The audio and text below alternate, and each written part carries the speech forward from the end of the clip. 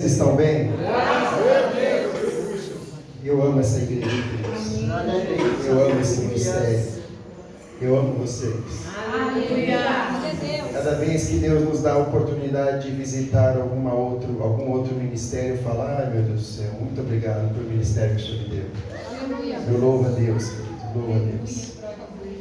Abra as nossas Bíblias, queridos, no Evangelho segundo escreveu o Dr. Lucas.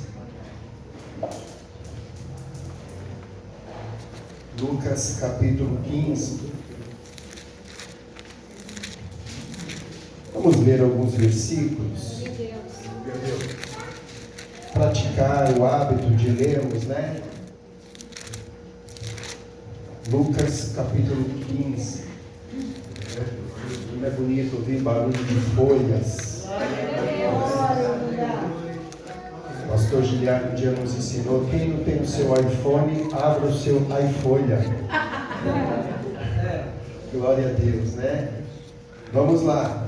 Lucas capítulo 15, no seu verso 1, assim está escrito: aproximavam-se de Jesus todos os publicanos e pecadores para o ouvir. E murmuravam os fariseus e os escribas, dizendo: este recebe pecadores e come com eles?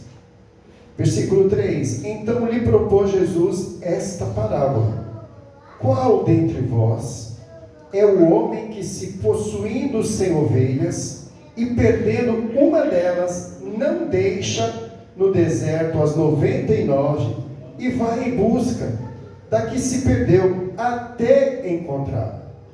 Achando-a, põe-a sobre os ombros, cheio de júbilo, cheio de alegria, e indo para casa, reúne os amigos, vizinhos, dizendo-lhes: olha, se alegrem comigo, porque já achei a minha ovelha perdida. Digo-vos que assim haverá maior júbilo no céu por um pecador que se arrepende, do que por 99 justos que não necessitam de arrependimento. Versículo 8: o qual é a mulher que, tendo 10 dracmas, se perder uma, não acende a candeia, varre a casa e a procura diligentemente até encontrá-la, e tendo-a achada, reúne as amigas, vizinhas, dizendo: alegrai-vos comigo, pois que achei a dracma que eu tinha perdido. Eu vos afirmo que de igual modo há júbilo diante dos anjos de Deus por um pecador que se arrepende. Versículo 11: continuou ainda: certo homem tinha 2 filhos. Tinha quantos filhos? 2 filhos. O mais moço deles disse ao pai: pai, dai-me a parte dos bens que me cabe.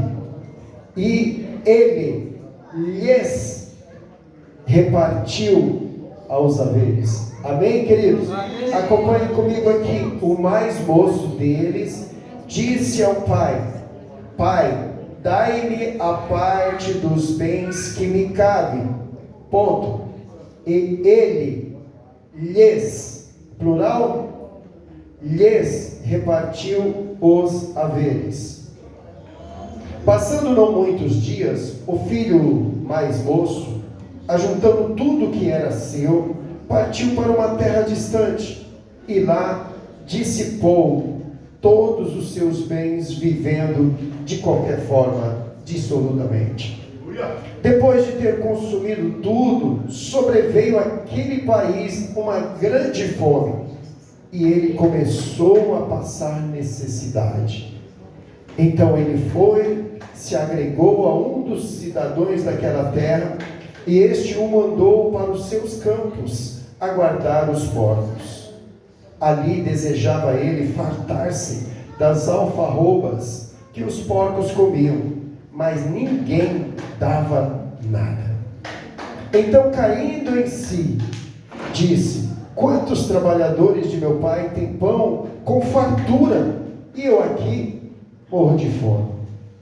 Levantar-me-ei e irei ter com o meu pai, e a ele lhe direi: Pai, pequei contra o céu e diante de ti.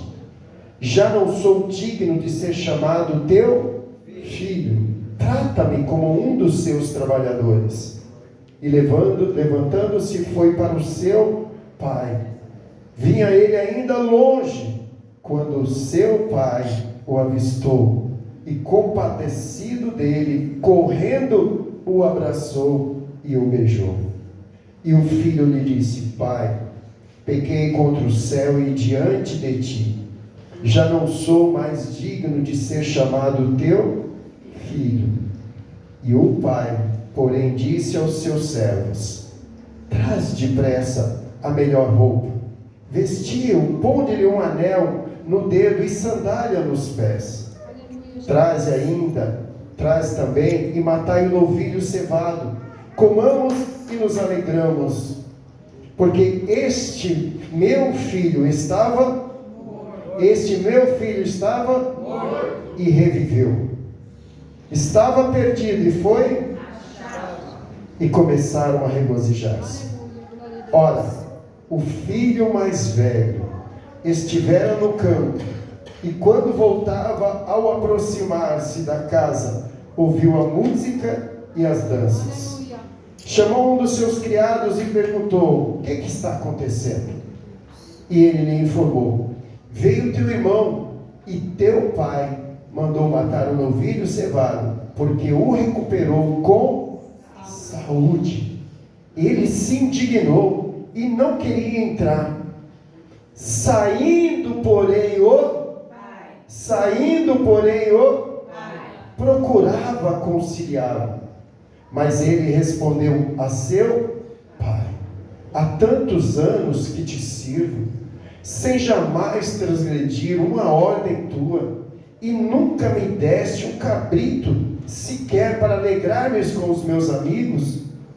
Vindo, porém, este teu filho, que desperdiçou os teus bens com as meretrizes, tu mandaste matar para ele um novilho cevado. Então lhe respondeu o meu filho: tu sempre está comigo, tudo que é meu é teu. Entretanto, filho, era preciso de nos alegrarmos, que nos regozijássemos, porque esse teu irmão estava morto e reviveu. Estava perdido e foi achado. Podeis sentar, glorificando o nome do Senhor. Amém, queridos? Vou dar a bênção apostólica e nós vamos embora. Porque depois, queridos, de uma palavra dessa, se nós abrirmos ao entendimento, é momento, querido, de nós sairmos aqui glorificando a Deus. É para que nós caiamos em si, né? Como diz o filho, caindo em si. É para que a gente caia em si e veja o cuidado deste Pai para conosco. Mas vamos aqui falar um pouquinho de cada parábola aqui. Eu quero focar nesta tarde, que foi um estudo que eu preparei, sobre o filho pródigo. Mas eu quero falar um pouquinho também da ovelha perdida, queridos.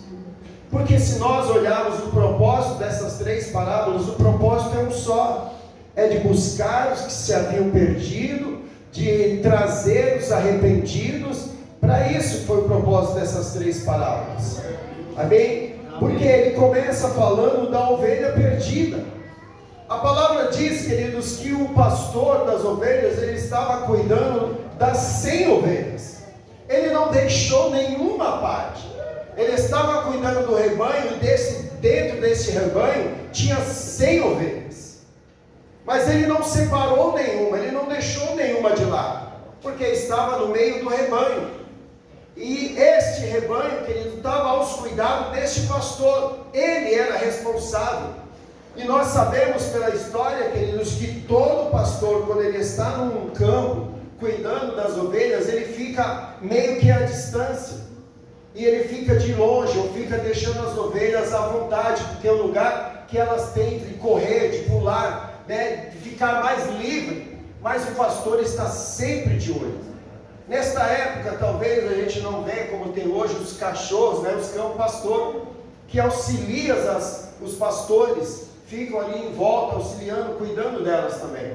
Depois vocês pesquisam lá, um cão que cuida das ovelhas. É lindo, queridos.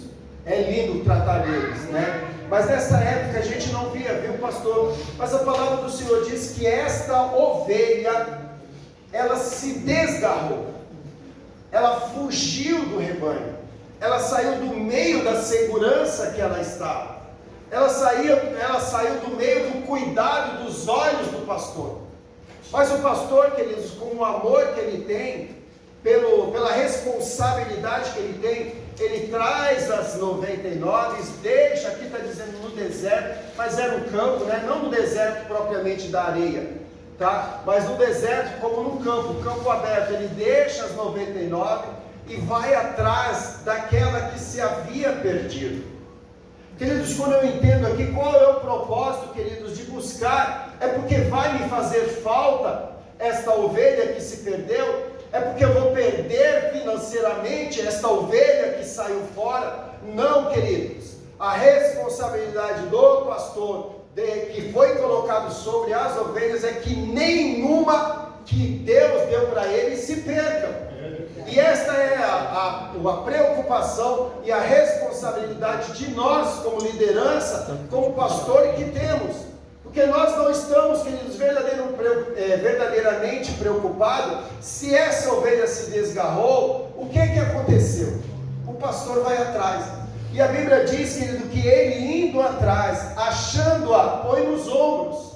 Por quê, querido? Porque se essa ovelha se desgarrou, aconteceu alguma coisa para que ela não tenha força de voltar. Aconteceu alguma coisa, pastora Ieda, no meio do rebanho, que a entristeceu, que a machucou, que a deixou decepcionada, que por algum motivo ela se afastou do rebanho. Mas como um pastor, queridos, ele vai atrás, pega esta ovelha, coloca no ombro e traz ela de volta. E quando ele traz ela de volta e a ovelha ouve a voz do seu pastor e volta para o rebanho e passa a fazer a comunhão do rebanho, aí, queridos, a alegria do pastor. Por quê, queridos? Porque não adianta o pastor buscar essa ovelha perdida, traz ela no ombro porque ela não tem força de voltar, traz ela no ombro, coloca ela no meio do rebanho de novo. Passou algumas horas, alguns dias, alguns meses, cadê aquela ovelha? Ela se afastou de novo. Por isso que na primeira vez que o pastor vai, o pastor traz ela no ombro. Traz, porque ela não tem força. Traz ela, coloca ela no meio do rebanho e fala: olha, você faz parte da comunhão desse rebanho. Se alguém te machucou neste rebanho, eu vou passar a olhar mais de perto, vou cuidar mais de perto de você. Queridos, quando a gente traz esta parábola, Deus está falando conosco, querido, no ambiente que nós vivemos. A parábola que Jesus falava era para trazer um entendimento melhor, para que a gente entendesse o que ele queria fazer. Por quê? Porque o risco maior desta ovelha se afastar e o pastor ou a liderança não buscar é que ela se perca. Este é o medo, este, queridos, é a preocupação do pastor, de ir atrás de uma ovelha.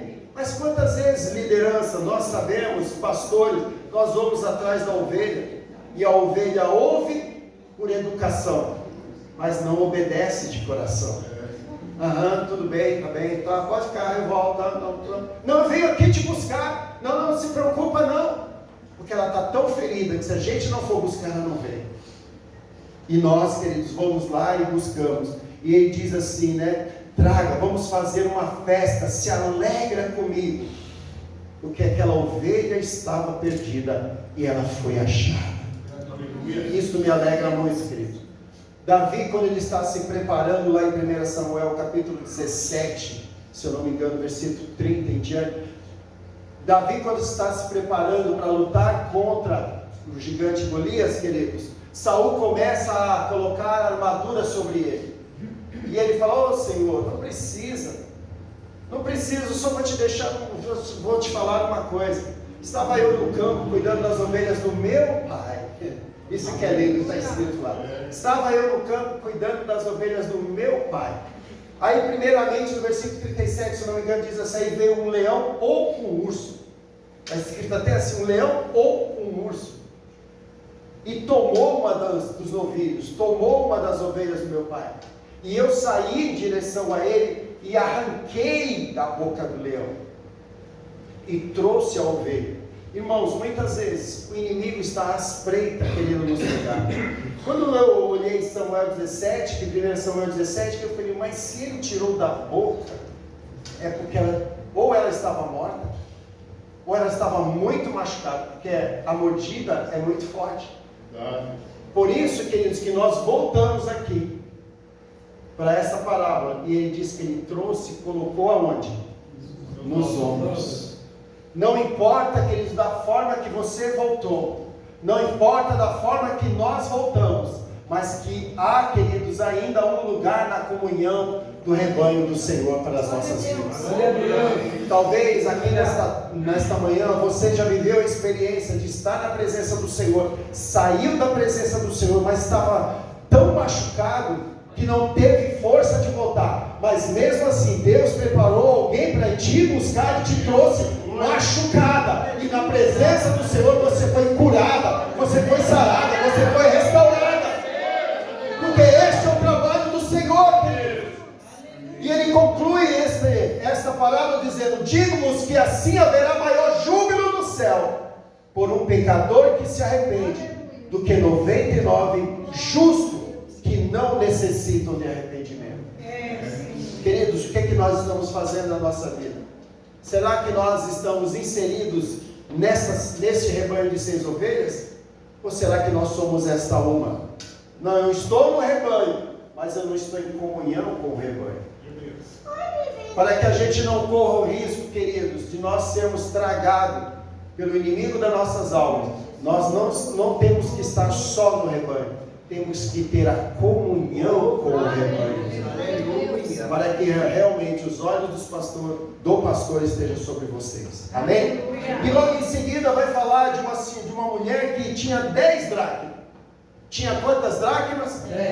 10 dracmas. A dracmas, queridos, da época, era uma moeda que tinha muito valor. É uma das mais. A dracma tinha um poder aquisitivo muito grande. Amém? Então ela tinha mais valores. E eu, meditando também, conjecturando, né? Primeiro, antes de conjecturar com vocês, eu conjecturo comigo mesmo. Então, eu falando comigo: espera aí, ela tinha 10 e perdeu uma. E a dracma tinha muito valor. Quem aqui, querido, já pegou 5 mil reais na mão? Eu? Opa, glória a Deus. Vou abaixar um pouquinho, 1.000 reais. Todo mundo já pegou 1.000 reais. Se você tem 1.000 reais na mão, 1.000 reais, e você perde R$1, perde R$1, vai te fazer tanta falta? Não. Mas se é seu, é o direito de você buscar, porque é seu. Só que essas dracmas eram 10, mas ela perdeu uma. E a Bíblia diz que ela perdeu aonde? Dentro de casa. Irmãos, esse é o risco maior. Não é de nós nos perdermos saindo do rebanho. Não é de nós nos perdermos, queridos. É de nós nos perdermos dentro de casa. Por isso, queridos, que nós voltamos, olha aí, uma coisa vai, por isso que nós voltamos, eu estou no rebanho, mas eu não tenho comunhão. Você pode estar no rebanho, mas você pode se perder no rebanho, porque aqui fugiu estava no rebanho, mas talvez não estava em comunhão com o rebanho. A dracma foi perdida dentro de casa, mas mesmo dentro de casa, queridos, há um dono da casa. E o dono da casa faz questão de não abrir mão que seja R$1, porque é dele. E se é dele, queridos, foi dado por Deus. E aquilo que nos é dado por Deus, queridos, nós temos que valorizar. Nós temos que valorizar. A gente, quando compra alguma coisa que custa muito caro para nós, a gente não valoriza? Valoriza ao extremo. É aquele casaco que você comprou há 10 anos e falou que isso aqui custou na época R$500, 10 anos atrás. Aí toda vez que você vai limpar o guarda-roupa, você olha para ele e fala, não, isso aqui não. Esse aqui custou muito caro, você valoriza. Mas de repente você ganhou um que custou R$2.000, mas você ganhou. E já não cabe mais em você. A primeira coisa que você vai, deixa esse aqui que eu sei o valor que eu paguei. E eu vou doar esse aqui. Porque, querido, nós valorizamos tudo aquilo que custa algo para nós. A Bíblia diz que essa mulher perdeu a dracma dentro de casa. A Bíblia diz que naquela época talvez não tinha janelas, era uma porta, então talvez o quarto era escuro. A Bíblia diz que ela pega um candeeiro, pega lá e vai procurar aonde está. Ou seja, querido, talvez que nós andemos dentro da casa do Senhor, talvez nós andamos em escuridão. Por quê? Porque é o momento que nós nos perdemos. Mas nesta manhã, queridos, eis que Deus é a luz da nossa vida. Aleluia! Eis que Deus é a lamparina, querido, que vai nos iluminar aonde nós estamos, para que a gente possa enxergar. Porque talvez, igreja do Senhor, nós estejamos dentro da casa, mas não estamos enxergando o que Deus quer nos mostrar. Nós estamos apenas enxergando aquilo que nós queremos ver. E aquilo que nós queremos ver, quando nós não conseguimos ver, nós nos decepcionamos, nós nos entristecemos. Sabe por quê, querido? Porque a visão que Deus quer nos mostrar, ela é ilimitada. Aleluia. E talvez dentro da casa o que nós estamos enxergando é limitado. E a nossa limitação faz com que, queridos, nós tenhamos medo de continuarmos caminhando nas promessas de Deus. E ele conclui dizendo assim, e tendo achado, reúne as amigas, vizinhas, dizendo, alegrai-vos comigo, porque achei a dracma que eu tinha perdido. E outra coisa, queridos, que me alegra, que Deus é maravilhoso. Deus faz umas coisas comigo que eu falo, não, Senhor, só faz isso comigo, porque se eu for falar isso na igreja, o pessoal vai ficar, de onde você tirou isso? Ela tinha perdido uma dracma, sim ou não? Sim. E essa dracma tinha muito valor. Mas se ela tinha perdido, queridos, quando ela recupera essa dracma, presbítero Vinícius, ela chama as amigas e se alegra com as amigas. Então, se ela chamou as amigas, no mínimo ela vai fazer um cafezinho, um chazinho, um bolinho, o chá da tarde das amigas, vamos lá. Então, se ela convidou as amigas, ela não ia convidar só para dar água. Ela ia preparar alguma coisa. Se fosse minha irmã Claudete, então, ia preparar a mesa, a Jaque ia fazer os enfeites, ia fazer tudo aquilo. Né? Seu pastor Silvio, não, gente, vamos tomar um copo de água comigo, a gente conversa. E essa dracma que foi perdida, talvez, querido, quando achou, essa lembrou tanto que falou, sabe, Duma, eu vou gastar ela. E foi essa, queridos, que ele gastou. Que ela gastou. Eu creio, não está na Bíblia. Né, Ronaldo? Não está na Bíblia, mas eu creio dessa forma. A alegria dela foi tão grande, que ela falou assim, você me deu trabalho para me achar, então eu vou te gastar. O que havia perdido se tornou bênção. O que não contava mais, passou a contar como benefício. Preste atenção, querido, o que Deus quer falar comigo, com você, através dessas simples palavras. Talvez você não esteja se sentindo que é tão útil o quanto Deus tem na sua vida. Talvez você não se sinta tão valorizado quanto você acha que você tem um valor. Mas não se incomode, queridos. Não se incomode se você está dentro da casa, se você está em comunhão com as ovelhas. Pode ter certeza, querido, que no tempo certo o seu valor vai passar a ser reconhecido. Porque muitas vezes a gente se impede por causa disso. Por que ele? Eu tenho valor igual a ele, por que ela? Talvez o seu valor não é para aquilo que Deus chamou para ele. O teu valor é diferente. Esses dias, foi domingo passado, nós estávamos aqui e o pastor Giliade falou assim, eu estava sentado ali, estava prestando atenção, e tem um tenor que ela que ele falou, irmã Cris? Contralto. Né? Para quem entende, tem um contralto aqui. E ele prestou atenção, mas está quietinha lá no meio. Mas a irmã Cris tem o valor dela também. Mas no momento certo, Deus vai colocar a luz, vai trazer a ela, porque há um objetivo sobre a nossa vida. Eu vos afirmo que, de igual modo, a alegria no céu, o júbilo no céu, como um pecador se arrepende.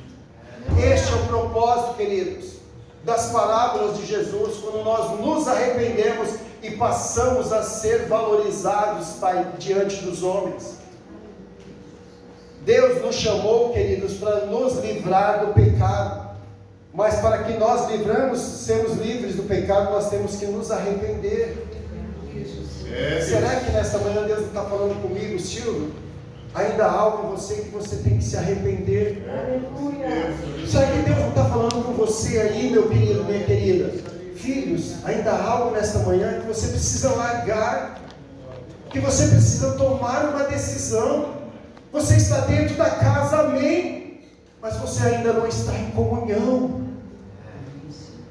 Para que haja alegria nos céus, para que haja festa no céu, queridos, nós como pecadores temos que nos arrepender, porque talvez nós estamos aqui, mas ainda continuamos perdidos, mas Deus está buscando esses perdidos. E agora, queridos, eu quero ir para a parábola do filho pródigo. Eu quero ir, queridos, para a parábola do filho pródigo com uma visão diferente. Não como uma visão do filho que foi embora, não com uma visão do filho que ficou, mas com a visão do pai. Aleluia! Aleluia! Com a visão do pai, olhando para mim, olhando para cada um de nós como pecadores. A palavra do Senhor começa dizendo, queridos, tinha 2 filhos.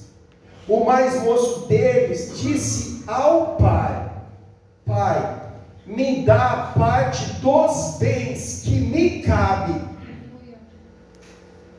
E ele lhes repartiu as suas partes. Irmãos, é lei, nós sabemos que todo mundo que tem herança, a herança só faz parte dos herdeiros após a pessoa morrer, sim ou não? Sim. Sim, todos nós construímos, né? Meu pai faleceu, então eu tive parte, e meus irmãos temos parte da herança do que meu pai deixou. Mas para que essa herança viesse a ser nossa, ou repartida entre nós, meu pai primeiro teria que falecer, teria que morrer. Então, em vida ainda, nós compartilhamos, eu e alguns dos meus irmãos, compartilhamos dos bens do meu pai. Mas meu pai estava conosco ali. E esse filho diz assim: ó, me dá a minha parte. E o pai, queridos, prontamente, vocês, queridos, e eu como filhos, vocês acham justo, porque eu me coloco que eu vivencio isso e eu faço parte dessa herança. Vocês acham justo teu pai trabalhar uma vida inteira, fazer o sacrifício a vida inteira, lutar a vida inteira para conseguir algo, para que nós viéssemos usufruir e beneficiar sem sacrifício nenhum, humanamente? A gente acha justo isso, querido? Não, nós não achamos justo. Mas quando nós vemos que nós podemos e devemos também ser beneficiados, a gente não olha para isso. O pai, queridos, por isso que eu estou falando que eu quero ver essa visão como pai. Imagine o pai físico, o pai carnal, o pai humano. Ele luta, ele briga, queridos, pelos bens que ele conquistou. Tem pais que abrem mão, mas tem pai que fala: não, vai fazer a tua vida, vai construir o que é teu, vai se virar, porque isso aqui é meu. Mas pai, quando o senhor morrer, vai ser tudo meu. E sim, quando eu morrer, mas vai conquistar o que é seu. E muitos, queridos, glorifico a Deus, muitos filhos entendem isso e vão conquistar o que é seu.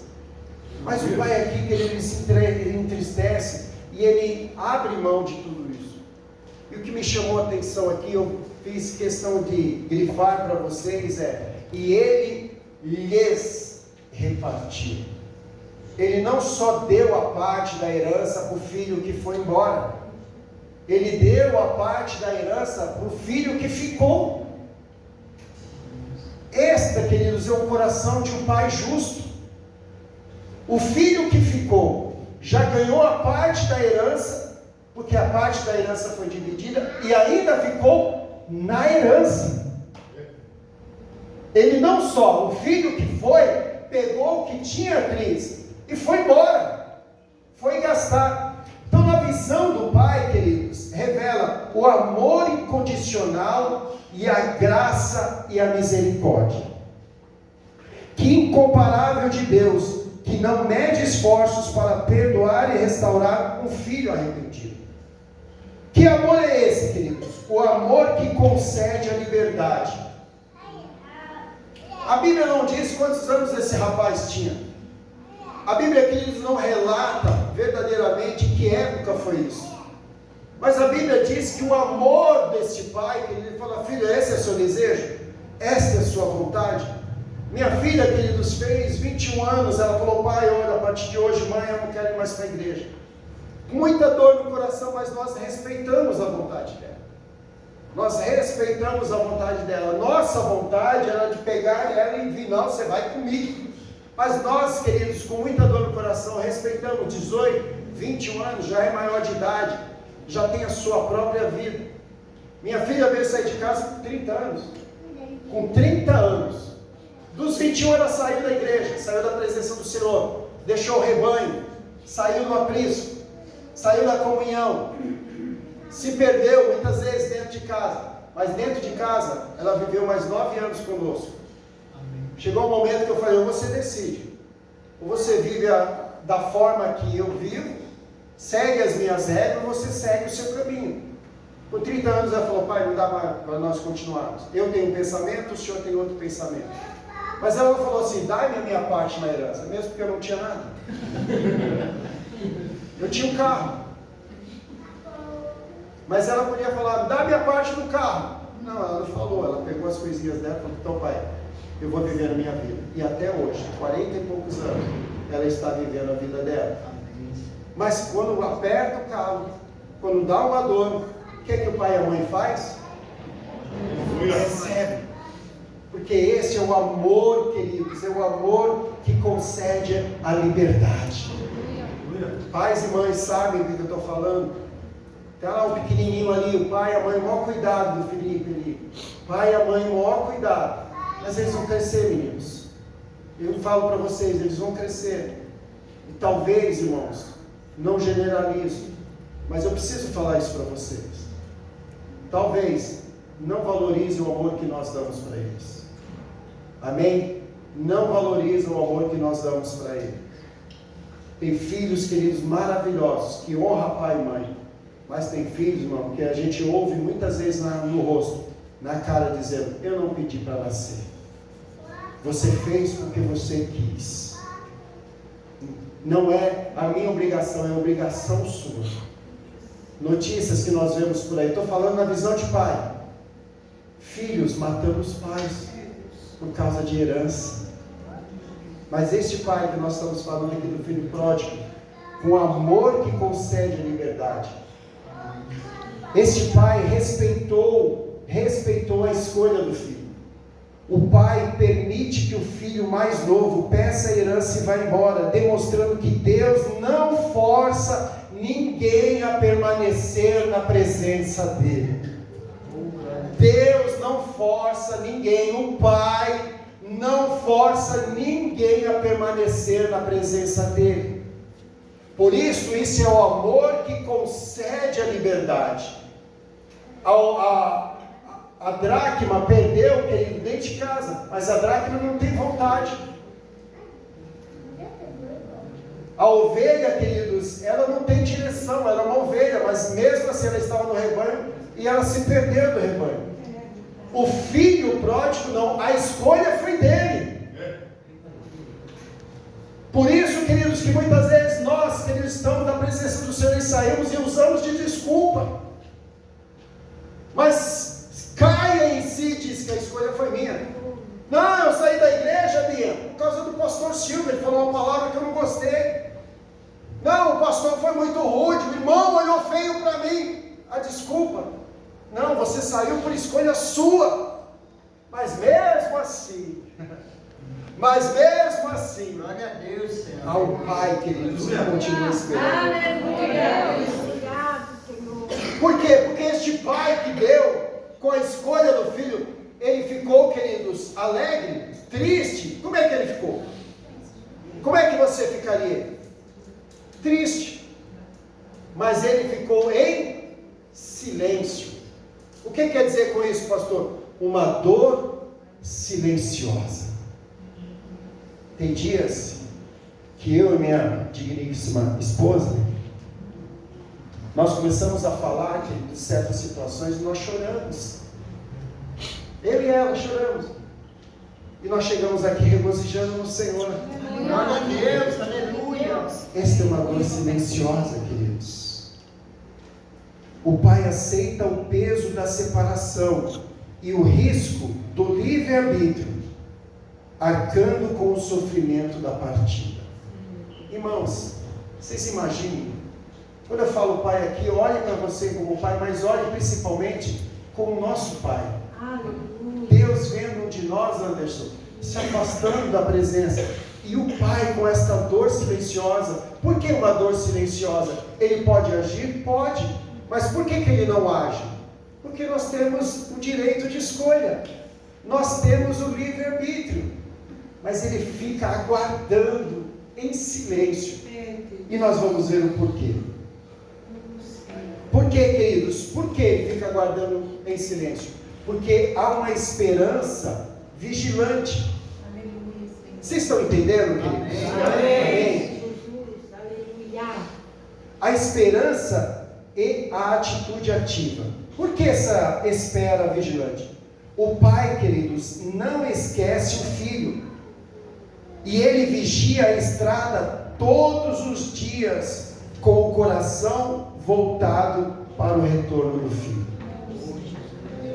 Vocês se imaginem, queridos, alguém que saiu da igreja, quando começa o culto, o Senhor Jesus Cristo, que é o primeiro a estar aqui, amém? Amém. Como eu me alegro quando eu vejo cada um entrando, e ele esperando. Olha, o meu servo foi lá, falou com ele, foi lá, fez culto na casa dele, foi lá, fez uma campanha na casa dele, foi lá, orou, passou o bálsamo. Imagine Deus, Jesus aqui, eu acho que ele veio hoje, aquela espera vigilante, esperando, olhando na porta, e entra um, entra outro, e o pai aqui esperando. Será que ele vem? Será que ele volta hoje? Será que ele não volta? E ele não chega. Mas mesmo assim, aquela espera vigilante, ele continua, mas ele vai voltar. Ele vai voltar. Ele vai voltar. Porque o pai espera, queridos, todos os dias. E quando ele vê esse filho voltando, quando um dia desses que ele olha assim, ele vem voltando, queridos. Alguém já viveu a experiência, querido, de alguém que faz muito tempo que não vem na igreja, e eu saio daqui, eu saio de onde for, e eu vou ao encontro? Alguém já viveu essa experiência? E quando a gente chega ali, quando o seu pastor humano, que é falho, chega ali, o que ele faz? Te dá um abraço. Uma corrida compassiva. Que corrida é essa compassiva? Quando o pai avista o filho, ele fica aguardando? A Bíblia diz que ele corre em direção. Essa é a corrida compassiva. Que corrida compassiva? Ao avistar o filho longe, o pai corre ao seu encontro. Uma atitude humilde e incomum para um patriarca daquela época, demonstrando urgência em salvar e acolher o que havia ido embora. Talvez, queridos, você esteja aí, você esteja sentado aí, e uma atitude simples dessa do pastor de sair correndo.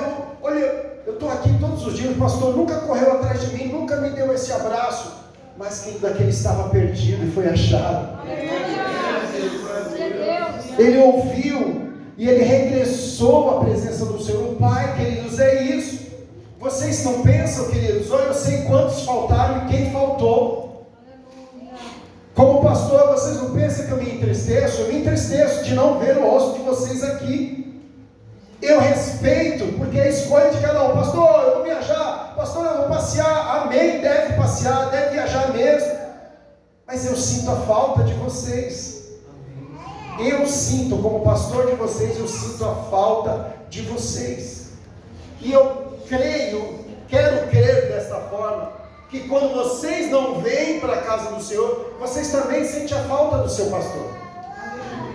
Eu quero crer desta forma, porque muitas vezes, queridos, nós abrimos espaços aqui para homens e mulheres pregar, porque tem que ser compartilhado, porque sozinho eu não consigo. Mas eu acredito que tem homens, tem mulheres aqui que gostam de ouvir esse jeito de pregar. Porque esse jeito de pregar é diferente do Vini, é diferente da pastora Claudete, da pastora Ieda, da Ana, é diferente do pastor Giliard, é diferente do Reginaldo, é diferente de todos que ministram aqui. É diferente. Mas por que essa diferença? Porque é a voz do seu? É a voz do seu? Esses dias também eu estava vendo, querido, um vídeo, o qual o pastor estava no campo. Eu acredito que vocês já viram. Aí ele fazia um teste, tinha umas 5, 6 pessoas. E eles chegavam até o rebanho, Guilherme, e a pessoa que chegava ali gritava, ô! E as ovelhas, aí o outro, vai você lá, cada um gritava de um jeito, e a ovelha lá. O pastor chega perto das ovelhas, algumas já levantam a cabeça, sem ele falar nada. O pastor já chega perto e eles já levantam a cabeça. Aqueles que levantam a cabeça já falam assim, lá vem bronca. Lá vem puxão de orelha, já está esperto, o pastor chegou perto, alguma coisa tem. Mas apenas que ele dá um grito só. Um grito. E todas elas levantam a cabeça e começam a rumir, sei lá como é que elas sabem, berrar, porque elas entenderam que aquela voz é diferente das outras.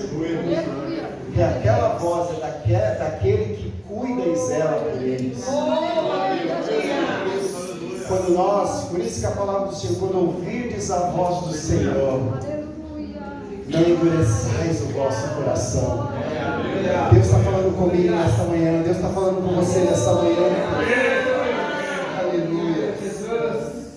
Quando o filho regressa, queridos, o pai não bate nele. O pai o pai que estava com aquela dor silenciosa, ele não briga com ele. O perdão e a restauração completa. Para que haja uma restauração completa, primeiro tem que haver o perdão, queridos. E o perdão, queridos, não é de quem fez, é de quem foi sofrido. É de quem recebeu aquilo. Porque senão, vejamos, acolhimento sem cobrança. Antes mesmo de ouvir o discurso ensaiado de arrependimento do filho, o pai abraça e beija. Porque o filho estava pedindo, falou, eu vou ter com meu pai, e vou falar que eu pequei contra os céus e contra ele. Mas antes do filho chegar e falar, o que é que o pai faz? O pai fala, não fala nada, vem cá, dá um abraço. Irmãos, o abraço às vezes vale mais do que 1000 palavras. Já pensou se o pai chega, menino, por que você saiu aí? Como é que você voltou? Aí eu falei que você veio embora. O pai, não. A humildade da dor silenciosa do pai foi tão grande que primeiro, antes dele falar, não fala nada, vem cá, me dá um abraço. Vocês imaginem da forma que o filho voltou? Se ele estava comendo ou dormindo com os porcos? Vocês imaginem? Hein, amor? Hein, Vini, hein, Nem? Da forma que aqueles meninos chegam da rua? Da forma que o dia da dignidade, missionária Marisa, Rony, eles chegam aqui e a primeira coisa que a gente faz? Irmão, vocês precisam ver. Ninguém condena, ninguém fala nada, ninguém acusa. A primeira vez que eles entram aqui, queridos, a gente fala, e agora, como é que eu estou tão cheirosinho? Não, queridos, não é nem nós. Não é nem nós. É o próprio Deus, queridos. Que no momento que entra, ele já sente uma diferença. Aí, queridos, o primeiro que toma banho, o primeiro que sai daqui alimentado, ele sai quietinho. Você pensa que não, vem, é aqui que está dando café? É porque não falou. Aleluia, glória a Deus. Já pensou que ele, se na hora que ele entrasse a gente falar, não, como pai que nós devemos acolher. Aleluia. E ele muda as vestes. Então caindo em si, quando os trabalhadores total, e levantando-se foi para seu pai. E o filho disse: Pai, versículo 20, via ele ainda longe, quando seu pai o avistou, e compadecido dele, correu e o abraçou. E o filho disse: Pai, pequei contra o céu e diante de ti, já não sou digno de ser chamado teu filho.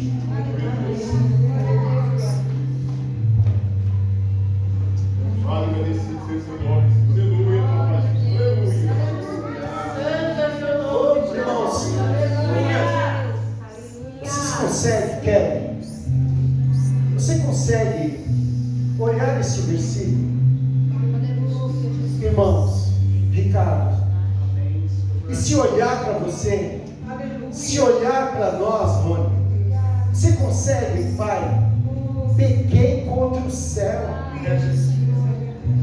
pequei contra ti, e eu não sou digno de ser chamado teu filho. O sacrifício que Jesus fez por cada um de nós, e mesmo assim nós não valorizamos o sacrifício dele. Queremos chamar ele de pai, mas viver da forma que nós queremos. E o pai ainda em silêncio e humildade continua nos aguardando. Mas este mesmo pai, ele nos recebe independente da forma que nós voltamos e nos veste de honra. Este pai, queridos, que eu estou falando, nos veste de honra. O pai ordena que lhe ponha a melhor roupa, um anel no dedo, que significa autoridade, sandália nos pés, que é posição de filho e não de escravo. Nesta manhã, este pai, queridos, que nós temos que olhar para ele, andar em conformidade da vontade dele.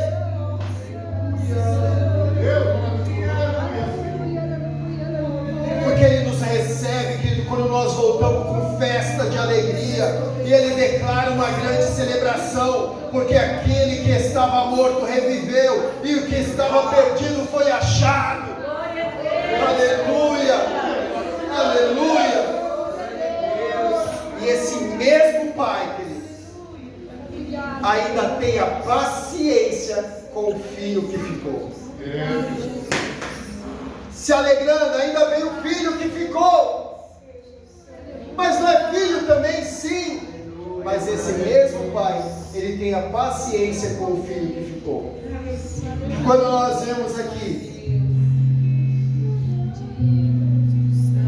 versículo 25, ora, o filho mais velho estivera no campo, e quando voltava, ao aproximar-se de casa, ouviu a música e a dança, chamou um dos seus criados e perguntou-lhes que era aquilo, e ele lhe informou: veio teu irmão, teu pai, mandou matar o novilho cevado, porque recuperou com saúde. Ele ficou irado, ele ficou indignado, não queria entrar. Ele não queria entrar. E o que é que o pai faz? O pai sai em direção ao filho.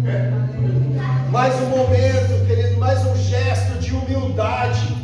Porque o pai estava se alegrando lá dentro com a festa, mas sentiu a falta do filho. Todos nós somos filhos, queridos, de Deus. Mas a escolha de participar da festa, participar da alegria é sua. A porta está lá, você quer entrar, bate.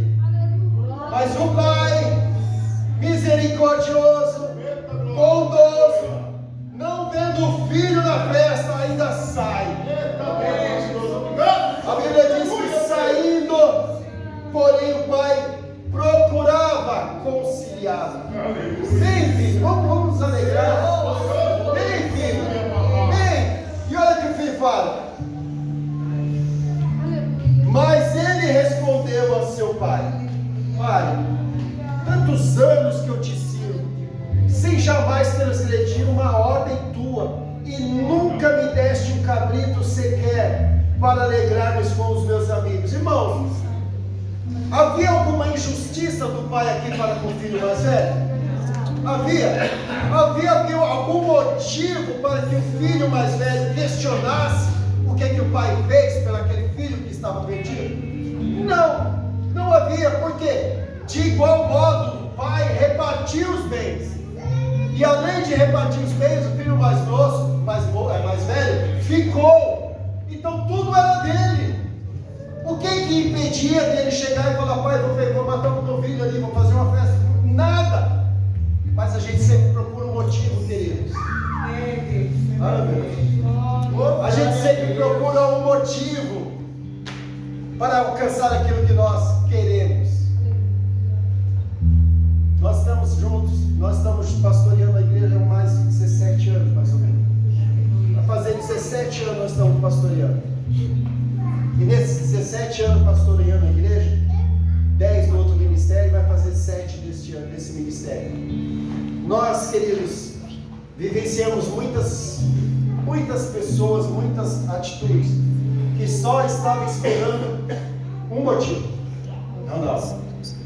Um motivo para falar: pastor, eu estou indo embora.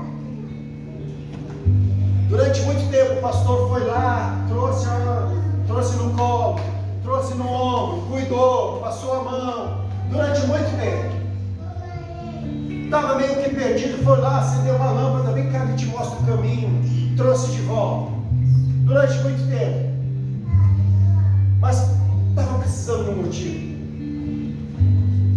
E esse motivo, queridos, era para se desgarrar. Estava na casa, mas não estava bem. Estava no rebanho, mas não tinha comunhão. Mas o dia que o pastor falou: não! Ah, pastor, agora não dá.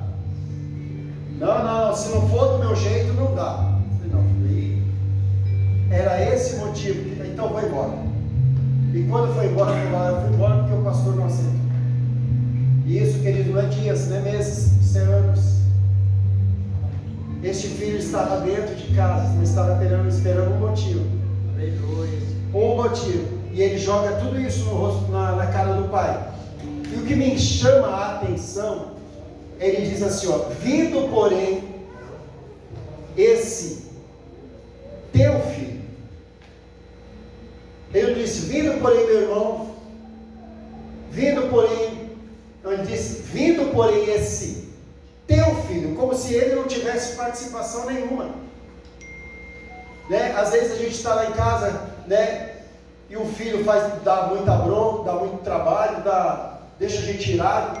Aí a pastora fala assim: vai lá, vai conversar com a tua filha. Não, mas não é nossa. Não, vai lá, vai conversar com o teu filho. A gente já não fez isso, filho? A gente já falou, já brigou, já fez de tudo, não tem jeito. Ele falou: vai lá, dá um jeito na tua filha. Não, mas não é nossa. Não, nossa, não, é a forma, a expressão. E esse filho fala: teu filho que desperdiçou os teus bens como merenda. Aí vai dar até os argumentos pelo qual tudo aconteceu. E se eu dar um vídeo para ele, a resposta do pai, queridos, é a mais bonita. A saída, quando o pai sai ao encontro do filho, a saída ao encontro de novo.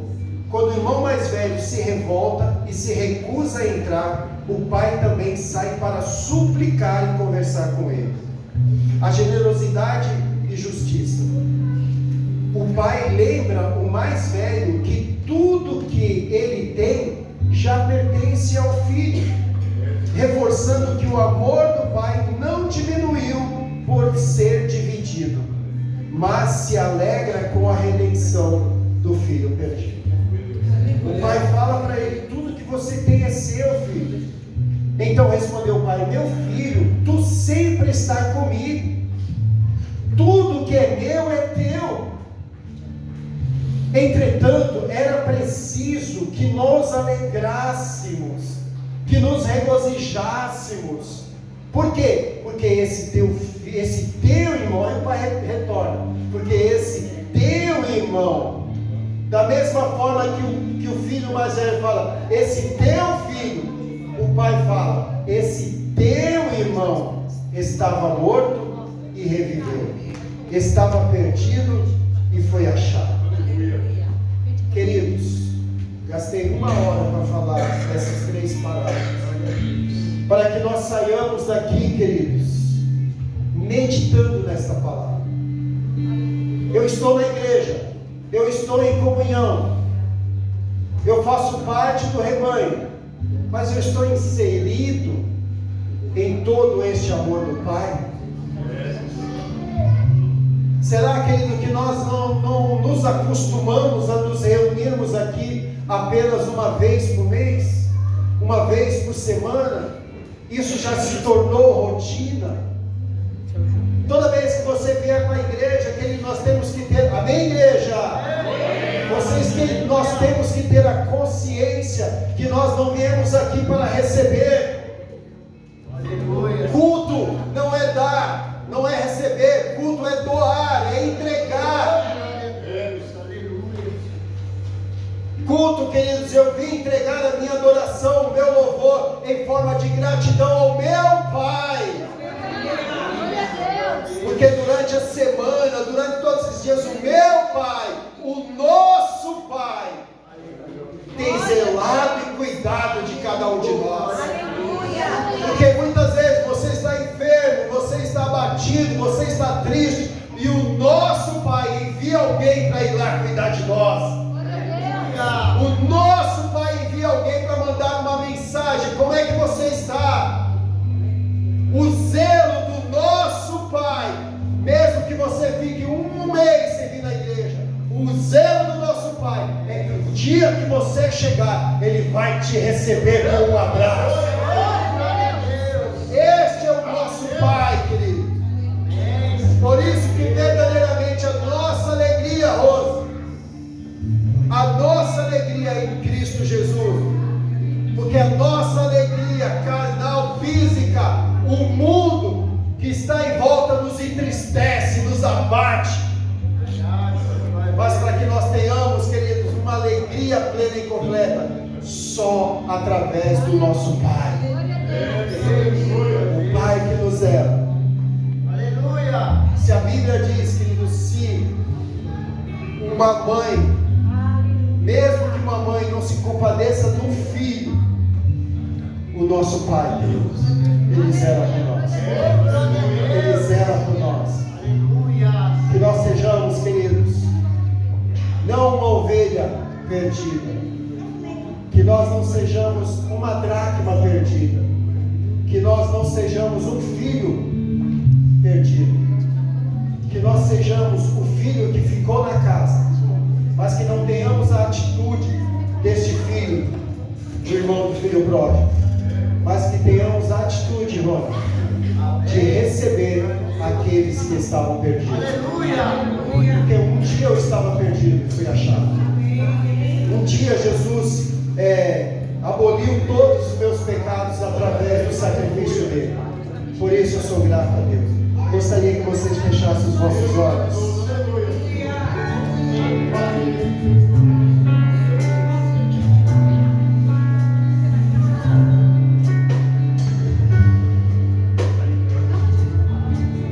Senhor,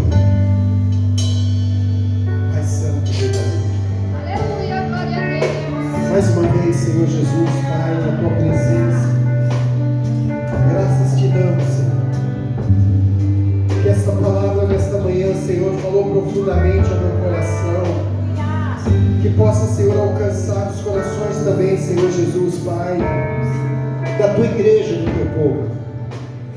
Porque, Senhor, nós somos Teu filho, Senhor. Senhor Jesus, Pai, a Tua palavra diz, Pai, no Evangelho de João, capítulo 1, que o Senhor veio para os seus, mas os seus não o reconheceu. Mas todos aqueles quanto, Pai, o reconheceu, foi-lhe dado o poder, foi-lhes dado o poder de ser chamados filhos de Deus. Filhos de Deus.